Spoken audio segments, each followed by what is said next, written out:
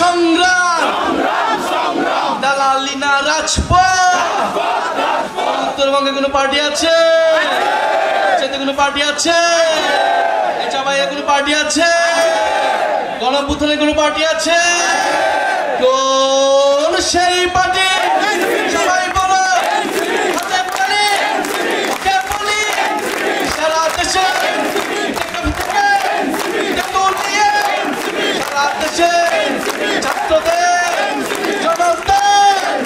আমরা স্পষ্টভাবে আজকের সমাবেশ থেকে বলতে চাই, সীমান্তে বিএসএফ আন্তর্জাতিক আইন লঙ্ঘন করে এখানে গ্রেনেড মারে, বিস্ফোরণ ঘটায়।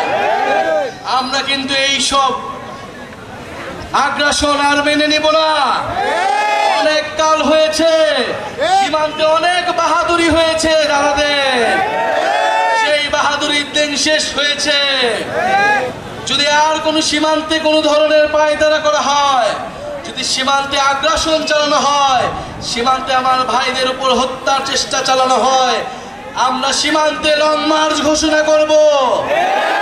আমাদের সীমান্ত আমরাই রক্ষা করব। প্রিয় চাঁপাইবাসী, আজকে আমরা এসেছি 64 জেলায় আমরা যাচ্ছি দেশ গড়ার আহ্বান জানিয়ে, দেশ পুনর্গঠনের অনুরোধ জানিয়ে।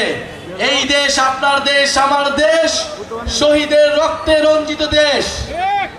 যেই তারেক এই চাপাই নবাবগঞ্জের বাসিন্দা, মাত্র 16-17 বছর বয়স, কাঠের দোকানে কাজ করত, সেও এই জুলাই গণঅভ্যুত্থানে অংশ নিয়ে শহীদ হয়েছে।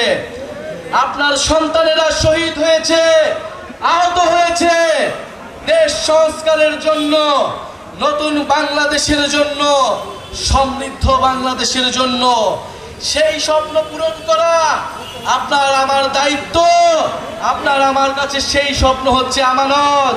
সেই আমানতের খেয়ানত আমরা করতে পারি না। আজকে বিদায় নিচ্ছি।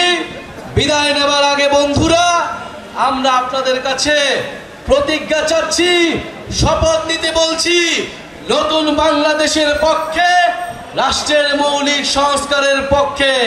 আমরা কি শপথ নিব? বাংলাদেশের পক্ষে আমরা আছি, সংস্কারের পক্ষে আছি। এই মুহূর্তে কি দরকার?